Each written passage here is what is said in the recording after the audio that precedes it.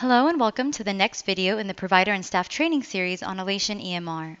In this video, we will be discussing the patient's clinical profile as featured on Elation.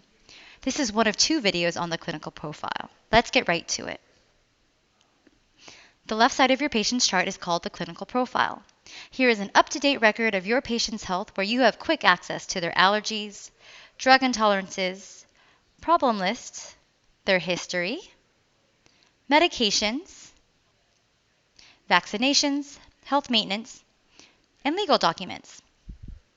Elation makes it easy to add and update information in the clinical profile. Just click the plus add button in each of the sections. In the allergy and drug intolerance sections, start typing a drug, and our predictive suggestions will provide you with prompts for you to select from. Select from this list to reduce the amount of time it takes to document each item. The problem list works the same way. You can free text a problem or the associated ICD-9 or ICD-10 codes, and the problem list will appear. The great thing about our search is that you can be prompted with a description next to the ICD-10 and ICD-9 code for easy crosswalking. When you're done selecting your problem, click Save to just add that problem, or Save and add another to add multiple problems. If you ever want to make changes to a problem, put your mouse over that problem and click on the blue text. You can mark a problem as controlled or resolved, or you can even add a synopsis as well. Now that you know how to document a problem, how do you get these problems into your visit note?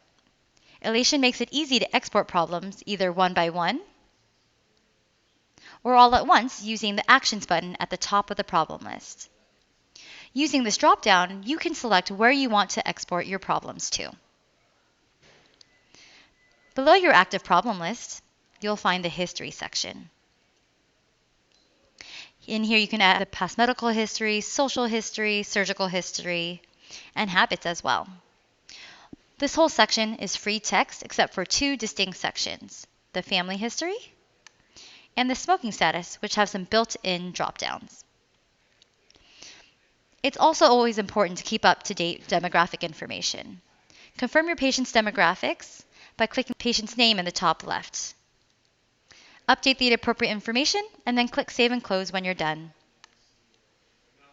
In the next video, Clinical Profile 2, we'll review the rest of the clinical profile, which includes documenting medications, modifying your patient's provider list, adding vaccinations, and updating maintenance and legal sections.